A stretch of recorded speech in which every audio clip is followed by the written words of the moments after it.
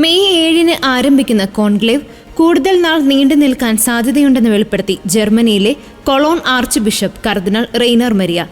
വരാനിരിക്കുന്ന conclave 2013 Francis മാർപ്പാപ്പയെ തെരഞ്ഞെടുത്ത ഹ്രസ്വമായ കോൺക്ലേവിനേക്കാൾ കൂടുതൽ നാൾ നീണ്ടു നിൽക്കുമെന്ന് പ്രതീക്ഷിക്കുന്നതായും അദ്ദേഹം കൂട്ടിച്ചേർത്തു. ഫ്രാൻസിസ് മാർപ്പാപ്പയെ തെരഞ്ഞെടുത്ത 2013 കോൺക്ലേവ് 2 ദിവസം മാത്രമാണ് നീണ്ടുനിന്നത്. ആധുനിക ചരിത്രത്തിലെ ഏറ്റവും ചെറിയ കോൺക്ലേവുകളിൽ ഒന്നായിരുന്നു അത്. ഇതിന് സമാനമായ സാഹചര്യം ഉണ്ടാകാൻ സാധ്യത കുറവാണെന്നാണ് കർദിനാൾ റെയ്നർ മരിയ പറയുന്നത്. മിക്ക കർദിനാൾമാരും വളരെ കാലമായി പരസ്പരം കണ്ടിട്ടില്ല. പലർക്കും വീണ്ടും കാണാൻ കഴിഞ്ഞതിൽ സന്തോഷമുണ്ട്. സുവിശേഷവൽക്കരണം, സിനഡാലിറ്റി, വർദ്ധിച്ചുവരുന്ന മതേതരവൽക്കരണം, കൃത്രിമ ബുദ്ധിയുടെ ധാർമ്മിക പ്രത്യാഘാതങ്ങൾ, നടന്നുകൊണ്ടിരിക്കുന്ന യുദ്ധങ്ങൾ, സാമൂഹികവും രാഷ്ട്രീയവുമായ ധ്രുവീകരണം, ജനാധിപത്യ വെല്ലുവിളികൾ എന്നിവയുൾപ്പെടെയുള്ള വിഷയങ്ങൾ കർദിനാൾമാർ അഭിസംബോധന ചെയ്യുന്നുണ്ടെന്നും അദ്ദേഹം പറയുന്നു.